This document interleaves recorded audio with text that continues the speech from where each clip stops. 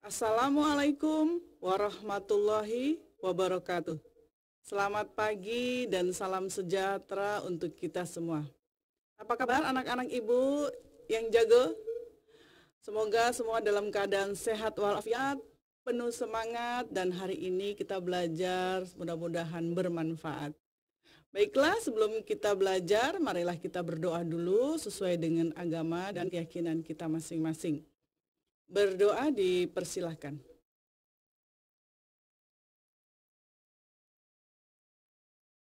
Berdoa selesai.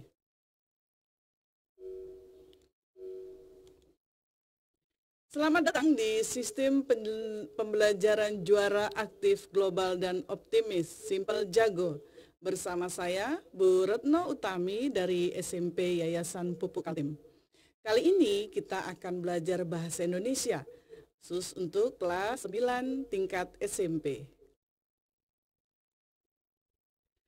Ada pepatah yang mengatakan betapa pentingnya mencari ilmu. Tuntutlah ilmu sampai ke negeri Cina. Tetapi tidak sekarang karena sedang corona. Nah, anak-anak selalu dalam protokoler COVID-19 dimanapun kalian berada. Jangan lupa selalu cuci tangan pakai sabun, pakai masker kalian ketika kalian pergi atau bertemu dengan orang lain. Kemudian jangan lupa mengkonsumsi makanan yang bergizi seimbang. Kemudian olahraga, ya sempatkan olahraga ringan di rumah.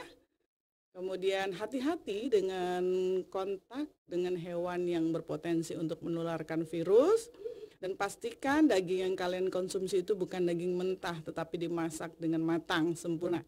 Dan yang terakhir, jika kalian menemui gejala demam, batuk, pilek, radang tenggorokan, segera ke klinik terdekat untuk diperiksakan. Ya, mudah-mudahan kita semua bisa melewati masa pandemi ini dengan selamat. Amin. Baiklah anak-anak ibu, sebelum kita belajar, kita bermain kuis dulu. Setuju? Ya, akan ada 5 petunjuk yang ibu berikan. Nah, nanti siapa yang bisa menebak siapakah aku yang dimaksud dengan 5 petunjuk itu. Bersedia? Siap. Petunjuk pertama. Aku adalah orator ulung. Ada yang sudah bisa menjawab? Wah, samar-samar ada yang bisa jawab ya? Bagus. Petunjuk kedua, siapapun akan terpana mendengarkanku. Sudah? Petunjuk ketiga, kata-kata adalah kekuatanku. Ada yang sudah bisa dengan petunjuk ketiga? Saya berikan petunjuk keempat. Pendengarku adalah rakyatku. Nah, sepertinya sudah mulai ya menemukan jawabannya. Petunjuk kelima harus bisa jawab. Aku adalah Presiden pertama Republik Indonesia. Ya, betul sekali. Beliau ini adalah seseorang yang punya kekuatan kata-kata. Siapakah dia? Siapakah aku? Beliau adalah Presiden Republik Indonesia yang pertama, Insinyur Soekarno. Ya, hebat. Kalian dapat 5 bintang ya untuk bisa menjawab kuis hari ini. Lalu pelajaran kita pada hari ini tuh ada kaitannya nih dengan tokoh yang satu ini, ya. Coba perhatikan petunjuk pertama yang Ibu sampaikan tadi, ada kata kunci orator. Ya, orator itu adalah orang yang pandai berorasi. Orasi itu sama dengan pidato, betul sekali. Jadi hari ini kita akan belajar supaya bisa seperti Bapak Insinyur Soekarno yang terkenal sebagai seorang orator yang urung. Bagaimana caranya? Apa itu pidato? Yuk kita simak belajar bersama Bu Retno. Ya, setelah kita belajar tentang pidato persuasif, Ibu harapkan tujuan pembelajaran yang akan kita capai hari ini adalah yang pertama, kalian bisa mendefinisikan apa itu pidato. Ya, kemudian juga mengklasifikasikan jenis-jenis pidato. Lalu yang kedua, mengetahui beberapa tujuan yang kita sampaikan dengan berpidato. Setelah itu yang ketiga, bagaimana kita mempersiapkan diri kita untuk bisa menulis teks pidato atau berpidato. Dan yang terakhir, Ibu harapkan kalian dapat bagaimana mempersuasi orang supaya orang yang lain itu terpengaruh dengan apa yang kita sampaikan. Bersiap ya untuk tujuan yang pertama. Pidato atau orasi adalah seni mengungkapkan pendapat secara jelas dan logis. Sedangkan persuasi bersifat membujuk secara halus agar supaya orang menjadi yakin dengan apa yang kita sampaikan. Coba perhatikan dari definisi pidato tadi, ada 4 kata kunci. Bisa kalian temukan? Ya, kata kunci pertama adalah pidato adalah sebuah seni. Pidato adalah mengemukakan pendapat, lalu jelas dan logis. Mari kita bedah satu-satu. Mengapa pidato disebut seni? Ya, seni tidak harus menggambar, berbahasa juga ada seninya. Bagaimana kita berbahasa, mengatur kalimat kita, kata-kata kita, agar apa yang kita sampaikan kepada orang lain itu bisa diterima. Ya, kita harus memainkan intonasi, kita harus memainkan volume, atau kita menggunakan majas, gaya bahasa. Nah, itu adalah semua seni berbahasa, seni memainkan kata-kata. Ya. Kemudian di dalam pidato juga itu ada bagaimana kita bisa mengemukakan ide, pemikiran, gagasan, atau usulan yang ada di dalam kepala kita. Ya, kita punya konsep apa yang akan kita berikan kepada orang lain, yang akan kita jelaskan kepada orang lain. Ya, dan itu nanti terangkum dalam topik atau tema pidato. Lanjut yang ketiga adalah jelas. Berarti ketika kita berbicara kepada orang lain, maka cara penyampaiannya harus jelas, artikulasinya harus jelas. Ya, kalimat-kalimat yang kita pakai tidak boleh terlalu panjang, tidak boleh berbelit sehingga menyusahkan orang. Jelas. Lalu yang keempat, apa yang kita sampaikan itu harus logis atau masuk akal, dapat diterima oleh akal yang sehat. Jika kita sudah bisa menyampaikan topik pidato itu logis, maka orang akan bisa menerimanya.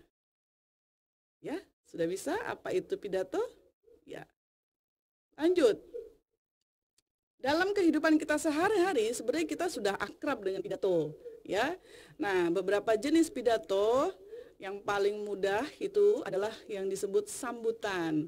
Ya, biasanya misalnya nih kalau kelas 9 nanti ada acara perpisahan, lepas kenang, itu kan ada sambutan ya, sambutan dari orang tua, sambutan dari kepala sekolah, dan bahkan siswa kalian juga nanti akan dimintai perwakilan untuk memberikan sambutan. Ya, untuk sambutan ini biasanya isinya tidak berisi materi penjelasan yang dalam begitu ya, hanya berisi ucapan terima kasih, permohonan maaf, seperti itu.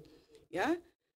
Lalu jenis pidato yang lainnya adalah pidato kenegaraan. Nah, kalau pidato kenegaraan ini biasanya disampaikan oleh kepala negara setiap tahun untuk mempertanggungjawabkan tugasnya sebagai presiden. Ya, kita sering lihat dan itu bahkan kita tunggu sebagai rakyat Indonesia, kita menunggu pidato kenegaraan ini. Ya, seperti tadi Insinyur Soekarno kita lihat beliau berpidato ya. Karena dulu masa perang, Insinyur Soekarno itu berpidato memberikan semangat kepada rakyatnya. Ya, sementara kalau pidato kenegaraan yang sekarang itu lebih banyak mempertanggungjawabkan tugas-tugas kepresidenan. Ya. Ada lagi jenis pidato yang lain, ini pidato instansi yang resmi di kantor-kantor, di perusahaan-perusahaan, di lembaga-lembaga, begitu ya. Dan yang terakhir yang termasuk pidato adalah ceramah. Nah, ini ya. Jadi kalau di tempat agama kita masing-masing, di masjid itu ada ceramah agama juga, di gereja ada ceramah agama juga ya. Mungkin di tempat ibadah yang lain juga ada, atau nama lainnya khotbah ya. Nah, itu juga termasuk kategori pidato. Hanya saja perbedaannya dengan pidato yang umum adalah dari segi materinya. Ya, kalau ceramah biasanya kalau dia materinya tentang keagamaan, dilakukan di rumah ibadah, berarti materinya tentang keagamaan sesuai dengan pendengar yang mendengarkan ceramah tersebut, gitu ya. Jadi ada juga ceramah-ceramah yang terkait dengan masalah remaja, gitu ya, lebih ke masalah-masalah tentang pergaulan dan sebagainya, itu bisa dikategorikan ceramah. Setelah jenis-jenis pidato, kita akan belajar apa sih tujuan pidato itu? Ya, kenapa orang berpidato? Tadi sesuai dengan pengertiannya, pidato kan untuk menyampaikan ide, pendapat. Nah, tujuannya itu bisa bervariasi, bisa bermacam-macam. Ada yang hanya sekedar memberikan informasi saja, ada yang ingin mempengaruhi orang, ada yang sampai untuk meyakinkan orang, gitu ya, dengan apa yang kita sampaikan. Bahkan bisa juga pidato itu bertujuan untuk mengubah, ya, mengubah pikiran atau sikap orang, ya. Misalnya nih kalau ceramah-ceramah agama tuh bisa loh sampai berubah, ya kan? Setelah mendengarkan ceramah agama gitu ya, yang tadinya tidak baik atau belum melakukan ibadah dengan baik, begitu tersentuh setelah mendengarkan khotbah atau ceramah, lalu berubah pikiran dan sikapnya menjadi baik, menjadi taat ibadah, sampai seperti itu. Nah, itu kan tergantung bagaimana memainkan kata-kata tadi. Makanya pidato adalah seni berbahasa. Ya, dan kalau kita ingin meyakinkan orang lain, ya berarti kita harus memberikan data, fakta, contoh-contoh yang bisa meyakinkan orang dengan apa yang kita sampaikan. Ibu misalkan contoh ya, tema tentang COVID-19. Bagaimana kita meyakinkan orang pentingnya memakai masker, ya, bahayanya kalau tidak memakai masker seperti apa, itu kita sampaikan. Ya, kita cari referensi yang banyak. Kemudian kalau kita sampai untuk mempengaruhi, mengajak orang, ayo cuci tangan pakai sabun, ayo pakai masker, gitu ya, ayo di rumah saja. Nah, itu bagaimana kita mempengaruhi orang lain untuk berubah, gitu ya. Bahkan sampai tadi mengubah pikiran atau sikap orang bisa atau tidak. Yang tadinya orang abai terhadap masker, yang tadinya orang abai terhadap cuci tangan, tidak mau disiplin di rumah saja, kita ubah pemikiran mereka, kita ubah sikap mereka dengan kata-kata kita yang persuasif. Nah, mudah-mudahan kalian bisa melakukan itu. Nanti kita coba ya. Selanjutnya, apa sih yang harus disiapkan sebelum kita berpidato? Ya, yang pertama sudah pasti kita harus pelajari dulu topik atau tema pidatonya. Jangan sampai kalian menyampaikan sesuatu tapi kalian sendiri belum paham. Nah, supaya paham bagaimana, kalau kalian sudah punya ide untuk menyampaikan sebuah topik pidato, maka kalian harus cari referensi, buka buku lagi, cari sumber-sumber bacaan yang sesuai dengan tema pidato yang akan kalian sampaikan. Semakin kalian pahami isi pidato kalian, maka itu akan semakin meyakinkan orang. Ya. Kemudian yang kedua, pahami tujuan pidatonya. Untuk apa? Apakah kalian hanya sekedar memberikan informasi, ya, atau untuk mempengaruhi orang, atau sampai mengubah sikap atau perilaku seseorang? Ya. Jadi pahami dulu kalian tujuannya itu apa. Ya. Kemudian yang ketiga adalah pahami audiensnya, siapa pendengarnya, ya. Kira-kira nih pendengar kita nih orang awam nggak terhadap tema kita, atau sudah paham hanya untuk lebih meyakinkan, atau yang belum tahu sama sekali, jadi kita memberikan informasi baru buat mereka. Nah, jadi lalu kita juga harus paham audiens kita, pendengar kita itu yang seperti apa. Misalnya kalian berpidato di acara perpisahan, oh iya berarti pendengarnya di situ ada bapak ibu guru, ada tamu undangan, ada orang tua, ada teman-teman. Ya, jadi kalian bisa menyesuaikan dengan isi pidato atau sambutan kalian. Lalu yang keempat juga kalian harus pahami konteks pidatonya itu pada kegiatan apa, pada acara apa. Jangan sampai nanti kita salah gitu ya. Ini acaranya resmi atau tidak, siapa saja yang datang dan sebagainya, itu harus dipahami oleh pembicara atau seorang yang akan berpidato. Lalu kalian juga harus memahami konteks pidatonya itu di mana, ya, di dalam ruangan atau di luar ruangan, karena itu juga mempengaruhi, misalnya mempengaruhi penampilan kita, gitu ya. Oh, kalau di dalam ruangan ber-AC sejuk, nanti pakaian kita seperti apa, nanti kalau di luar gitu, di lapangan panas, menyesuaikan dan seterusnya dan seterusnya. Jadi itu semua harus kalian pahami dulu, ya. Kemudian kalau memang kalian sudah siapkan itu semua, jangan lupa harus latihan, ya. Jadi karena berlatih di depan cermin gitu ya, sebelum kita tampil di depan orang umum, itu harus dilakukan supaya lebih percaya diri dan supaya tujuan kita tercapai. Lalu bagaimana cara mempersuasi? Ya, cara mempersuasi itu banyak cara. Yang pertama bisa menggunakan pendekatan etika. Lalu yang kedua pendekatan emosi, dan yang ketiga pendekatan logika. Apa sih pendekatan etika? Pendekatan etika berarti kita menggunakan kata-kata yang bisa mendekati terkait dengan hal-hal norma atau aturan-aturan. Ibu contohkan sebuah kalimat begini. Jagalah kebersihan karena kebersihan sebagian dari iman. Nah, iman terkait itu dengan keagamaan, norma-norma kehidupan. Nah, kalau orang diberikan sebuah pendapat terkait dengan keagamaan itu biasanya langsung cepat tersentuh untuk melakukan, ya, karena itu bagian dari ibadah, bagian dari melakukan kegiatan keagamaan. Ya. Kemudian yang kedua menggugah emosi atau perasaan orang lain. Ibu contohkan, menjaga kebersihan lingkungan merupakan ciri-ciri orang waras. Kalau kita mendengar kalimat itu, kita akan tergugah merasa, oh iya, saya nggak mau dong dibilang orang nggak waras, gitu kan ya. Akhirnya kita menjaga kebersihan. Dan yang ketiga, buat jadi masuk akal atau kita melalui pendekatan logika, ya. Ibu contohkan kalimat seperti ini. Dengan mencuci tangan pakai sabun akan memperkecil peluang bagi bakteri, kuman, virus, dan mikroorganisme yang dapat menimbulkan penyakit berada di dalam tangan kita, kemudian masuk ke dalam tangan kita, kemudian masuk ke dalam mulut kita, ya. Jadi kita meyakinkan orang dengan akal, dengan logika, dengan bukti-bukti, fakta-fakta yang bisa membuat orang yakin diterima oleh akalnya. Apalagi yang harus disiapkan untuk dapat mempersuasi orang? Ada 4 hal. Yang pertama, kepercayaan diri. Rasanya tidak mungkin kita bisa meyakinkan orang lain kalau kamu sendiri tidak yakin. Betul kan? Ya, jadi kalian harus percaya diri dulu.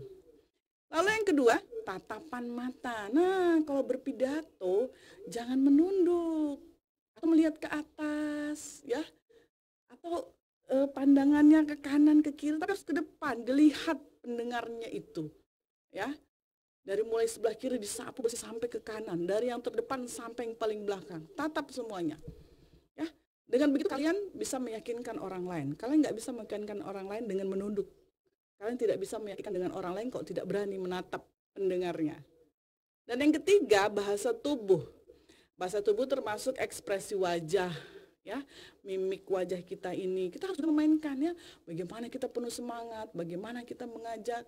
Kemudian bahasa tubuh, perlu gerakan tangan, ya, gerakan secukupnya yang bisa mendukung isi pidato kamu. Dan yang keempat adalah kekuatan kata-kata, seperti yang dipunyai oleh Insinyur Soekarno tadi.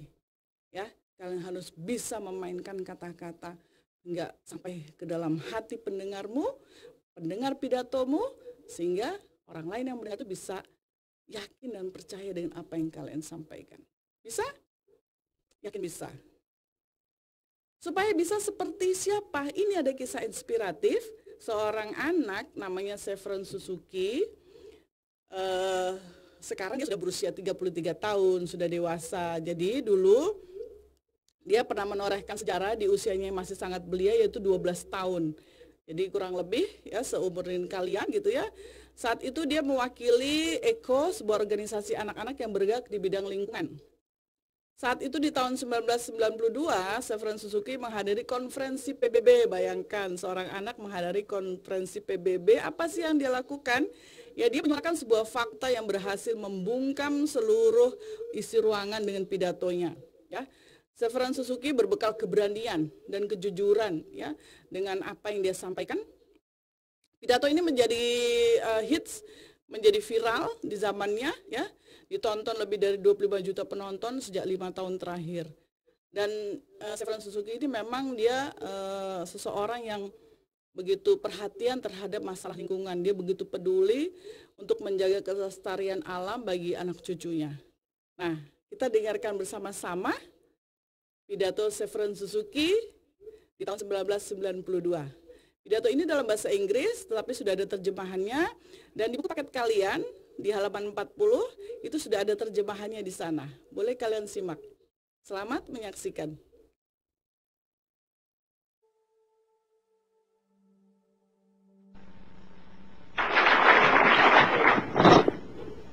Hello, I'm Severin Suzuki speaking for ECHO, the Environmental Children's Organization. We're a group of 12 and 13-year-olds trying to make a difference. Vanessa Seti, Morgan Geisler, Michelle Quigg, and me.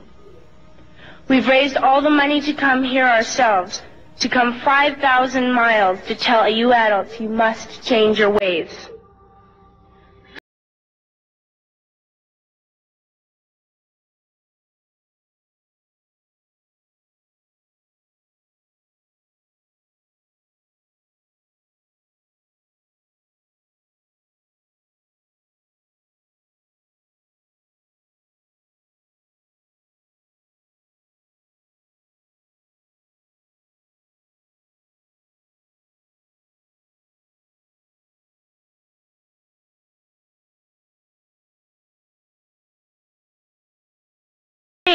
To go out in the sun now because of the holes in our ozone. I'm afraid to breathe the air because I don't know what chemicals are in it. I used to go fishing in Vancouver, my home, with my dad, until just a few years ago we found the fish full of cancers. And now we hear of animals and plants going extinct, every day vanishing forever. In my life, I have dreamt of seeing the great herds of wild animals, jungles and rainforests full of birds and butterflies. But now I wonder if they will even exist for my children to see. Did you have to worry of these things when you were my age?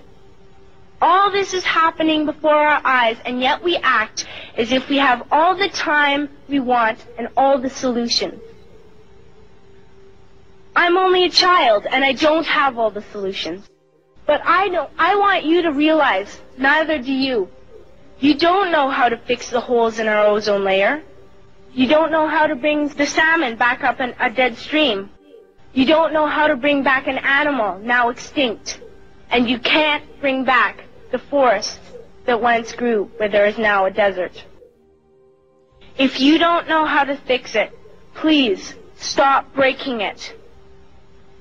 Here, you may be delegates of your government, business people, organizers, reporters, or politicians, but really, your mothers and fathers, sisters and brothers, aunts and uncles, and all of you are someone's child. I'm only a child, yet I know we are all part of a family, 5 billion strong, in fact, 30 million species strong. And borders and governments will never change that. I'm only a child, yet I know we are all in this together and should act as one single world towards one single goal. In my anger, I am not blind, and in my fear, I am not afraid of telling the world how I feel. In my country, we make so much waste. We buy and throw away, and yet northern countries will not share with the needy. Even when we have more than enough, we are afraid to share. We are afraid to let go of some of our wealth. In Canada, we live the privileged life, with plenty of food, water, and shelter. We have watches, bicycles, computers, and television sets. The list could go on for 2 days. 2 days ago, here in Brazil, we were shocked when we spent time with some children living on the streets. This is what one child told us. I wish I was rich. And if I were, I would give all the street children food, clothes, medicines, shelter, and love and affection. If a child on the streets who has nothing is willing to share, why are we who have everything still so greedy? I can't stop thinking that these are children my own age, that it makes a tremendous difference where you are born. That I could be one of those children living in the favelas of Rio. I could be a child starving in Somalia, or a victim of war in the Middle East, or a beggar in India. I am only a child, yet I know if all the money spent on war was spent on finding environmental answers, ending poverty, and finding treaties, what a wonderful place this earth would be. At school, even in kindergarten, You teach us how to behave in the world. You teach us not to fight with others, to work things out, to respect others, to clean up our mess, not to hurt other creatures, to share, not be greedy. Then why do you go out and do the things you tell us not to do? Do not forget why you are attending these conferences, who you're doing this for. We are your own children. You are deciding what kind of a world we are growing up in. Parents should be able to comfort their children by saying, everything's going to be all right. It's not the end of the world. And we're doing the best we can. But I don't think you can say that to us anymore. Are we even on your list of priorities? My dad always says, you are what you do, not what you say. Well, what you do makes me cry at night. You grown-ups say you love us, but I challenge you, please, make your actions reflect your words. Thank you.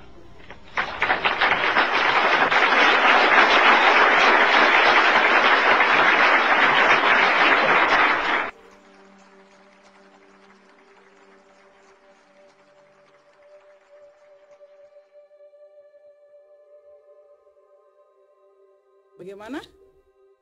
Kalian sudah dengarkan tadi sebuah model yang sangat bagus sekali, model bagaimana seorang yang dapat berpidato dengan baik, ya.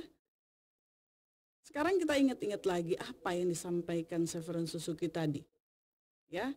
Dia mewakili siapa tadi? Ya, dia bilang dia mewakili generasi mendatang. Karena dia tidak memikirkan dirinya saat itu, dia memikirkan nanti anak cucunya itu bagaimana kalau lingkungannya sudah rusak, ya. Jadi tema tadi atau topik pidatonya tentang kerusakan alam. Tadi kita dengarkan bagaimana ozon yang semakin menipis, punahnya hewan-hewan, pencemaran lingkungan, perang, itu disampaikan dengan gamblang, ya. Karena dia merasakan sendiri kerusakan-kerusakan itu. Kemudian Severin Suzuki juga mengatakan begitu dengan meyakinkannya, jika tak dapat memperbaiki, tolong berhenti merusaknya. Ya, karena dia sedih dengan kondisi alam yang rusak. Kemudian juga dia mengingatkan pada anggota PBB saat itu untuk berhenti berperang. Ya, bagaimana kalau uangnya itu yang untuk perang belikan makanan untuk mereka yang kelaparan, ya, untuk merusak alam, ya, memberikan bantuan-bantuan, jangan sampai orang melakukan pengrusakan alam, ya. Dia mengatakan alangkah indahnya jika uang perang itu digunakan untuk memperbaiki kerusakan alam akibat perang, ya. Dan kalimat persuasifnya dia lagi yang bisa meyakinkan pendengarnya, yang orang-orang lebih dewasa dari dirinya, Anda adalah orang tua kami. Andalah yang memutuskan dunia seperti apa yang akan kami tinggali nanti. Ya, jadi dia menggugah secara emosi di situ. Ya. Lalu dia mengatakan lagi, Anda akan dikenang karena perbuatan Anda, bukan kata-kata Anda. Jadi Severin Suzuki mengharapkan bapak-bapak, ibu-ibu anggota dewan di PBB itu bertindak, bergerak, ya, melakukan sesuatu, bukan hanya konferensi, hanya ngomong-ngomong tapi tidak ada aksinya, ya. Lalu dia mengatakan di akhir pidatonya, saya tantang Anda mewujudkan kata-kata ini. Wah, hebat sekali, ya. Jadi kalian harus bisa nanti berpidato seperti yang dilakukan Severin Suzuki ini. Kalian pasti bisa, ya. Nah, berarti kita sudah sampai di akhir pembelajaran kita pada hari ini. Pidato tadi masih ingat apa? Ya, pidato ada kata kunci di sana, seni berbahasa, mengemukakan pendapat. Pendapat yang dikemukakan itu harus jelas dan juga harus logis. Ya, lalu kita sudah belajar dari seorang Severin Suzuki bagaimana mempengaruhi orang. Bagaimana kita mempersuasi orang, ya, baik secara etika, emosi maupun logika. Dan yang terakhir, dengan mengungkapkan ide-ide pendapatnya tadi dengan menggunakan teknik persuasi yang sangat bagus, sehingga tujuan pidato dari seorang Severin Suzuki ini tadi bisa tercapai. Dan kalian juga nanti harus bisa ya meyakinkan orang untuk melakukan apa yang kalian inginkan dalam pidato kalian. Apakah hanya sekedar memberikan informasi, ya, memberikan pengaruh, atau sampai mengubah sikap atau perilaku para pendengarnya. Nah, itulah dia pidato. Kita sampai di akhir bahwa Ibu harapkan apa yang Ibu jelaskan hari ini, pengetahuan yang paling baik itu adalah yang bisa memberikan manfaat, bukan hanya sekedar untuk diingat. Jadi Ibu harapkan apa yang Ibu sampaikan hari ini bukan hanya sekedar diingat, tapi juga bermanfaat untuk kalian bisa berpidato di depan masyarakat, di depan teman-temanmu, di halayak ramai, untuk bisa berani mengemukakan pendapat Anda.